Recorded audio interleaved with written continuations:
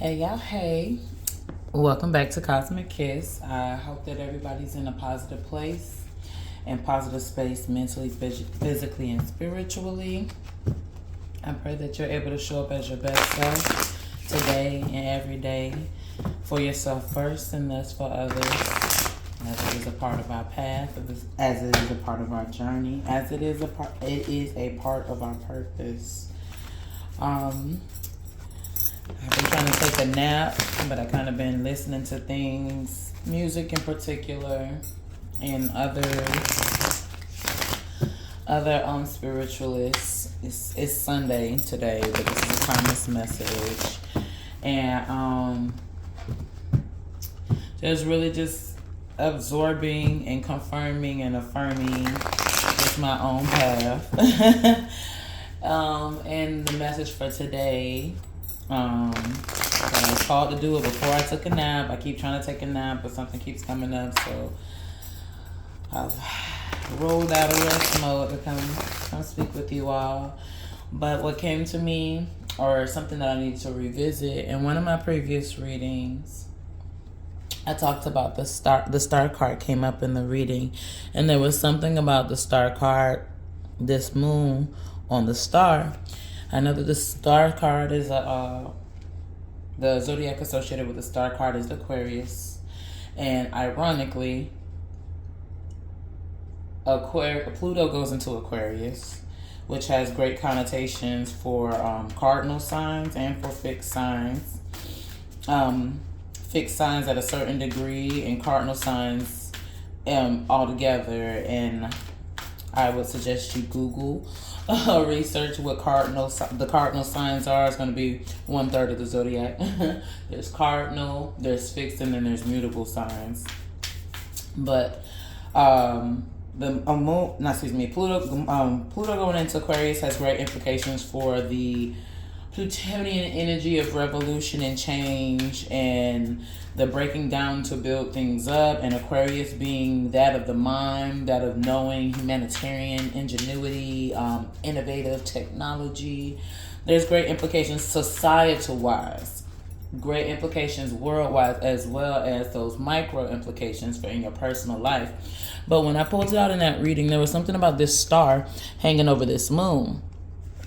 And that moon is a waning moon. So, me being the student astrologer that I am, I went ahead and looked it up to see when the moon will be in this phase during Aquarius season. And ironically, it will be in this phase on the 29th. So I don't know if the 29th, 129, it has a meaning for somebody. But being that it is now Aquarius season, I just ask that whatever message that is associated with that date, with this moon transit, with the full moon that is to come, I believe, on the 25th, which will be like 4 days before the moon reaches this phase right here, the things that we need to release, that we are truthful with ourselves as we release those things, that we are real with ourselves as we release those things, and that we're authentic with ourselves as we release what it is that we need to release, so that whatever this, because I have a feeling that just great things are coming for everybody who's honestly and genuinely doing the work. You don't have to be on the same level or path that anybody else is on. You just have to be working on what you are aware of at this time and taking, aligned steps to just show up as, like I say, your best self. Not the best person in the world, but your best self, okay? All right, so under this under the star card, we have the Mother of Baskets, we have the Five of Wands, and we have the Ace of Knives. And the Mother of Basket gives me like the mother of all. The card, of course, shows a mother with a baby on her back in apothecary, but a mother of one, in essence, is a mother of all. So whatever it is that this mother learns or is grabbing for maybe her own personal benefits, I know we've strayed away from the village, but this mama contributes to a greater village. So whatever she's grabbing for one, she's grabbing for all. Whatever knowledge she's gained for herself, whatever intuitive nudges brought her here to grab, whatever specifically that she's going to grab, is going to not just benefit her household and her child and her, but all that come in contact with her. The implications of that I'm getting is that the sense of community, a big sense of community, a nurturing community, starting with the way that you nurture yourself. Not saying that the community that you're going to come into, or the community that she is a part of, or that you could possibly be a part of, collective, or come to be a part of, will just be a reflection of the way you nurture yourself, but they will in essence help you nurture yourself. But you also can't negate the knowledge and the wisdom that you have within yourself, your intuition, your own gifts that you have, that you can contribute to this, I was about to say spiritual community, so it may be a spiritual community. Here we have the Five of Wands, and of course the Five of Wands talks about conflict, battle, arguing. I'm going to read for a second from the book for this card in particular.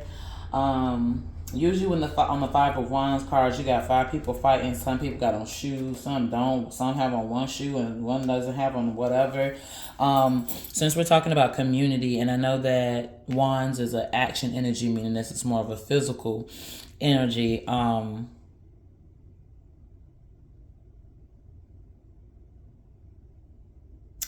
This community energy, maybe there is some, okay, let's backtrack a little bit. This is attached to this. This rival energy has something to do with the spirit, and I said spiritual community in particular. There's going to be a lot released. And that Plutonian energy, how I said Aquarius is going in Pluto, it's going to call for a change. There might be a shift in the spiritual community where there was a lot of rivalry instead of this nurturing camaraderie. Many of us have been longing to be a part of something, and maybe some of you have been denied access, be it because of funds, be it because of just lack of resources and knowledge and exposure to the communities that exist, or you've actually tried to be a part of communities and it just didn't quite work out. I feel like that is getting ready to change. Okay, so let me read it really quick about the Five of Wands here. And of course, it's conflict, rivalry, diversity, revelation, common ground, competitive strife. Challenge your virtual and physical ego chambers. Listen to differing viewpoints. A family of four is about to indulge in some ice cream. They are all reaching a grab for a cone for themselves, but the struggle is unnecessary because there is more than enough for everybody. Additional cones are prepped. There's a full tub of ice cream on the counter. This card indicates conflict in which everyone gets scalded, but the fight wasn't necessary to begin with. Many disputes can be de-escalated, avoided entirely by changing your perspective and acknowledging that individuals or community you believe you are in competition with might not be your true enemy. The Five of Wands suggests that you are being tested based on the inconveniences and delays of the day. Ultimately, don't fall for the bait. Not every situation deserves your time and energy. So, yeah, okay, interesting.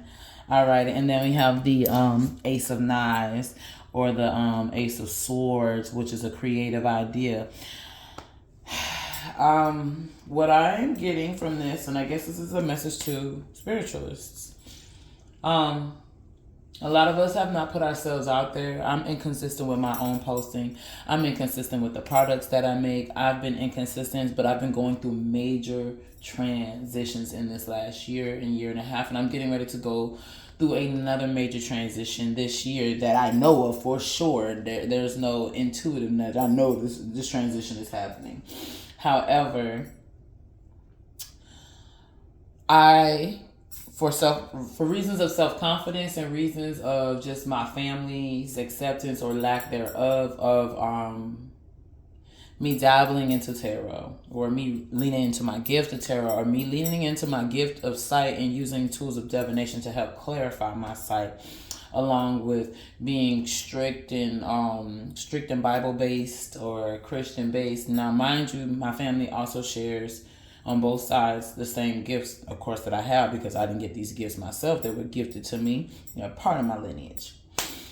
I know that I have made myself small for fear of acceptance within the community that has hell bent on not accepting this form, but even the form of spiritual practice that they do partake in, which is Christianity, Baptist, for the most part. And even if they're not Baptist, or a church aligned, they're just against this. But it's almost like they've been turned against their own gifts. But they use it when it's convenient, and especially if it's convenient to their advantage in sabotaging themselves and others, which is asinine to me, but that's neither here nor there. But I've made myself small, trying to fit into a community that wasn't really going to accept me regardless, because they could see that I embodied a will, a desire, or openness to something that they shut down and that they themselves are fighting with.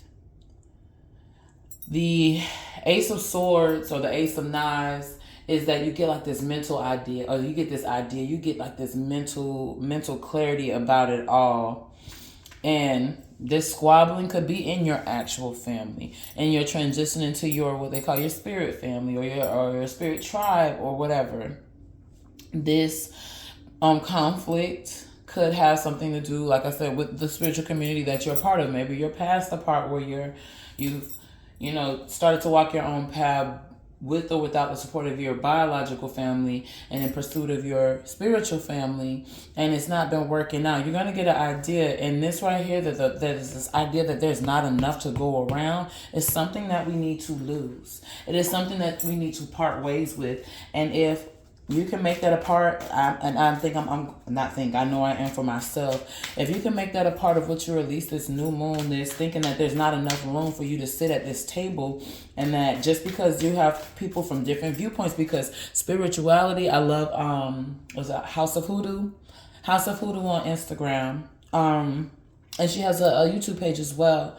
She just did a 4 to 5 part series on the tree of life being the tree of spirituality, and each branch being a branch of spirituality. And she just has all these beautiful pictures of sprawling oaks. And I'm from the South, and those trees have always just been picturesque to me. Canopy rows with sprawling oaks, the branches touching the ground.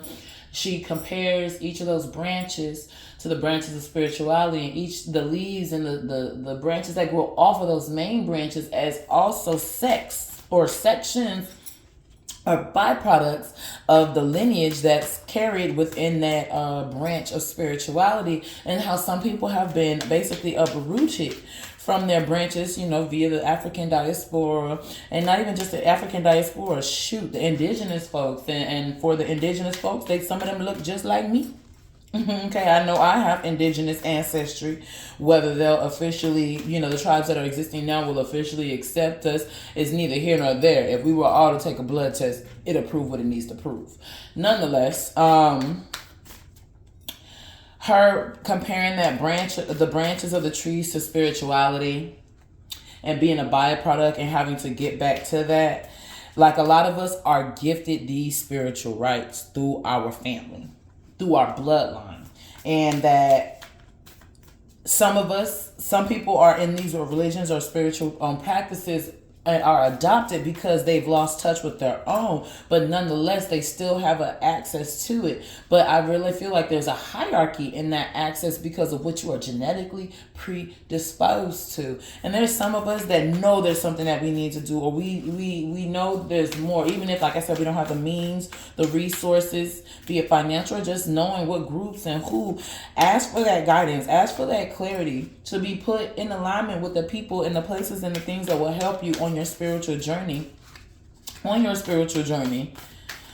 Okay, thank you.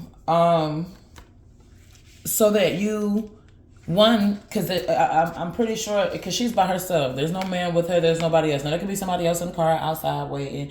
But I get that she's a lone mama. with a baby strapped to her back. And a lot of us are lone mamas or actual factual single mothers. You know what I'm saying?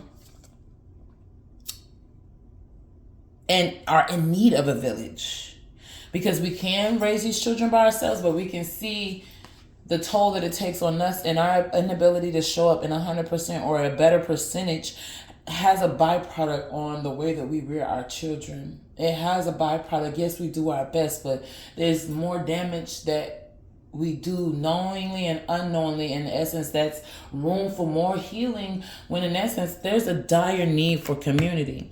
So as I was saying that the Son of Knives came out, the Son of Knives, and I like the Son of Knives because I think he reminds me of like the Knight of Knives. Like he just comes in, the Knight of Swords comes in fast, intuitive, knowing. It's a fast moving energy, but going after, like a kind of gusto energy, going after what it is that he wants, he sees. Alrighty, so let me check out what the Son of Knives. I believe I've read this card before, but I just want to reference it again. And I just, like I said, I really adore this deck because I have great knowledge of the tarot. Self-study. I've taken a tarot course only to realize much of what I've learned in the course I had already taught myself through decks of cards. As I said before, this is my baby, this deck of cards, or a deck of cards is my baby, because I was able to discern with just a deck of cards before a tarot card. Your girl was playing solitaire at 5 and 6 on my uncle's computer. 5, 6, and 7. I was that girl when it came to the cards, but I didn't know that was an ancestral gift. So to the Son of Knives is gossip, antagonistic, clever, competitive, constructive, criticism, mental energy. Get active and get your body moving. A young man dives headfirst into a body of water, spear in hand. The Son of Knives encompasses the energy of being wild and free. He has made peace with his fears, continues forward, ready to take on anything that comes his way. The Son of Knives acts in bravery to the point of being reckless. The card reminds us the necessity of voicing or speaking your truth. Assure that all ideas and thoughts are rooted in facts, not emotions, facts. Critical thinking is key, but also be teachable. Honor that change is brought by keeping it open. By being open to new thought processes and ways of thinking. Okay. So again, those branches of spirituality, my whole tangent about that was because there are going to be some things that, let me stop trying to overthink this.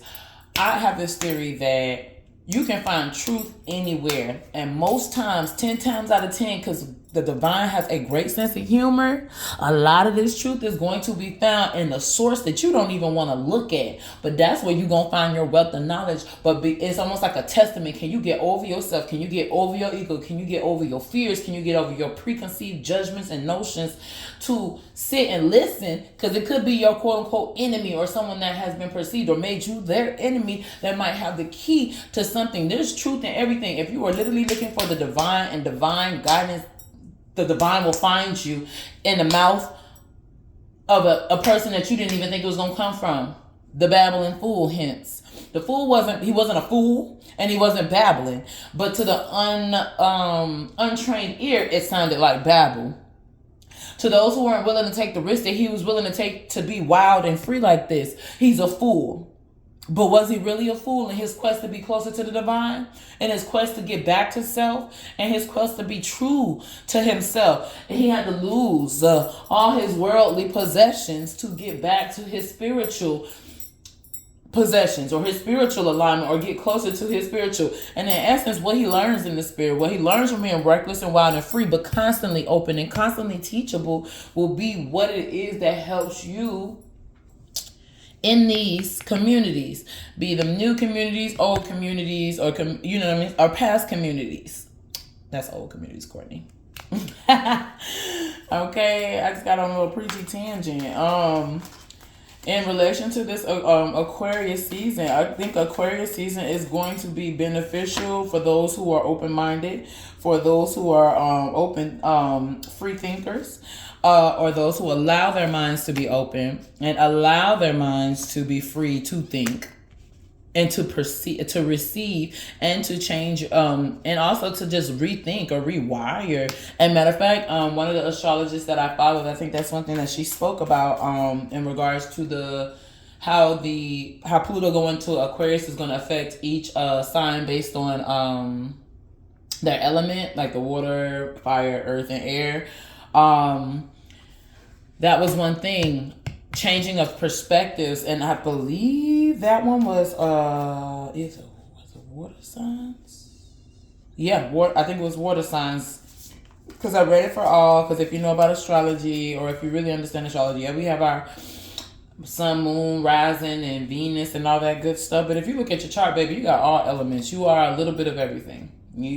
Some are heavier than others, some are fainter than others, but in essence, astrology isn't a one sign, one energy, one all. It's a combination. We're all like scattered puzzle pieces in that essence. But so maybe you're a water sign, a Cancer, Pisces, a Scorpio. Maybe this applies to you. We have a lot of air sign here. We have air, 2 airs. We have 2 coins, which is earth. We got wands, which is fire, and then we got baskets, which is water. That completes my whole thought about having all signs present. So I think I'm going to stop doing shuffling the cards, but the last 2 cards that came out in that last tangent were the 3 of coins and the 4 of coins, which is a transgression. Progress is being made here. Okay, I don't know if you can see it, but you got the 3 of coins. And then we have the 4 of coins over here. All right, and so for Miss Mamas with this 3 of coins, she is co-creating with the divine, working hard, but she's peaceful. She's by herself. So maybe before we transition into these new communities, and I'm going to stick with that. I'm not going to change that to old communities, past community, whatever. As we transition into new communities, or we begin to develop the communities that we are in, we're going to get some ideas, and you need to go after them, but be open to different perspectives, to be able to mold this, hone this, to fine tune this. The fact that you need to be open could be that what you're co-creating with the divine may not come quite out like what you think it's going to look like. Maybe you have an idea or you have an energy behind what you want to, but the divine is like, I got some more razzle and some more dazzle to sprinkle on this, baby, because you creating, but I got a little something I got to say. You know, like Andre said, the South got something to say. Like the divine has something to say through what it is that you're creating. And this the transgression between working here, like I said, she's in solitude, she's by herself. So maybe this right here, preparing for this communal energy, a lot of us are going to be in like a hibernation state. I don't know what that hybrid connotation means. A hybrid state coming into Aquarius season or throughout Aquarius seasons, where we're going to get all these ideas of innovation and all this stuff, incorporating technology. Maybe some of us are humanitarians. There is going to be a nice little thing that is blossoming in Aquarius season.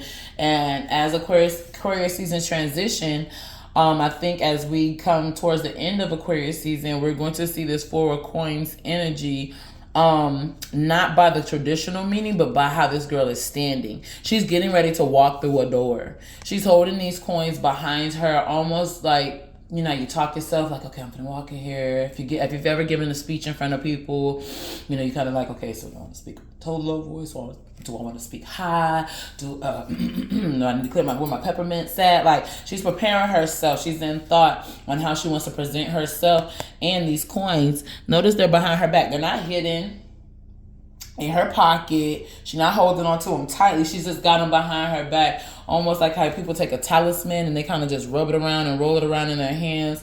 It's like she's contemplating her next move. with the resources that she has.